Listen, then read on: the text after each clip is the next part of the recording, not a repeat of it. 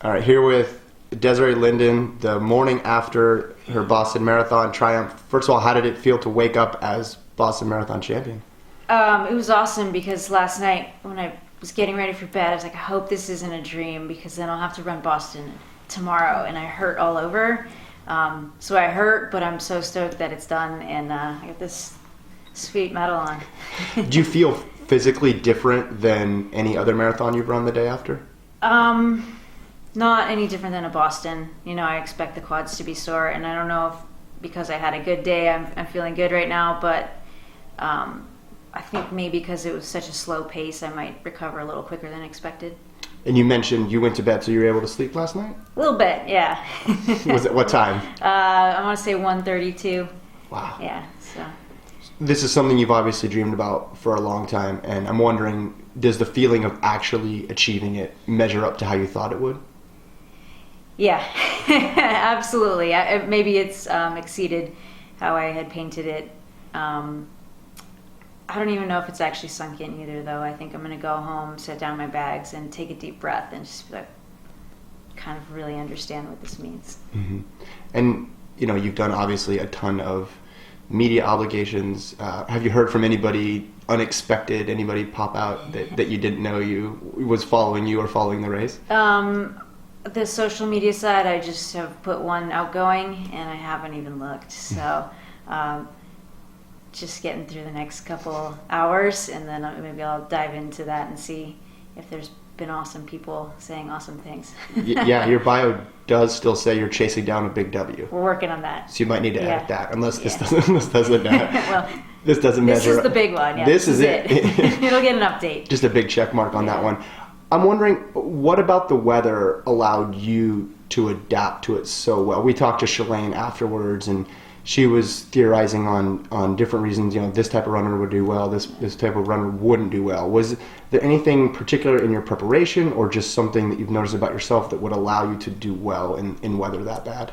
I mean, I've run in that before. We run it quite often out in Michigan, and so it wasn't totally unfamiliar, but it's obviously still uncomfortable. I think I made the right, sounds weird, but the right clothing choices. My jacket was bulletproof, and my gloves, that you weren't going to win on that one. Everyone was just going to have cold hands.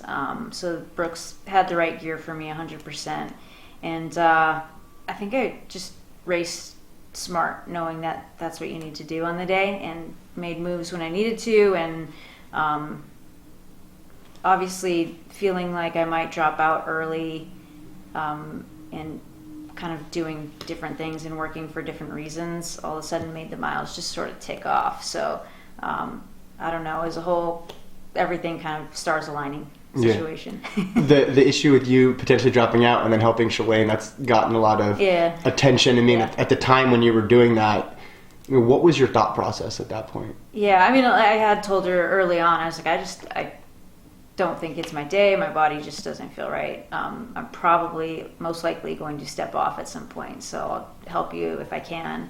And then she actually asked for it, and I was like, oh, great. Like, this kind of gives me a thing to do. Like, I can help her and Molly have a better chance, for her at least. And then, you know, again, once we got up to that pack, it was like, okay, well, Molly's stuck out in the wind, and I just did this, and like, if I can get a couple extra miles out of it, then give them a chance to try to close the gap and see if they can race for the win. And then all of a sudden it was like everyone's feeling as bad as I'm feeling, because they're falling off the back, which was kind of the turning point, like the wake up moment, like, oh, everyone feels bad, and actually you're doing some really great things. Mm-hmm. You mentioned your training leading up to it.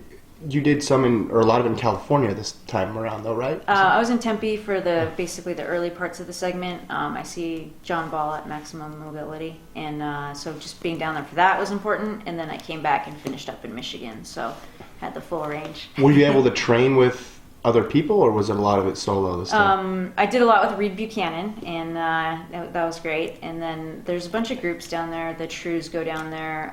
Ray Tracy's team with Molly and Emily Sisson and Ashlyn Cuff. So there was people to connect with all the time, but it wasn't necessarily like, hey, we're on the same training plan. But there was a lot of people down there doing the exact same thing as I was. So.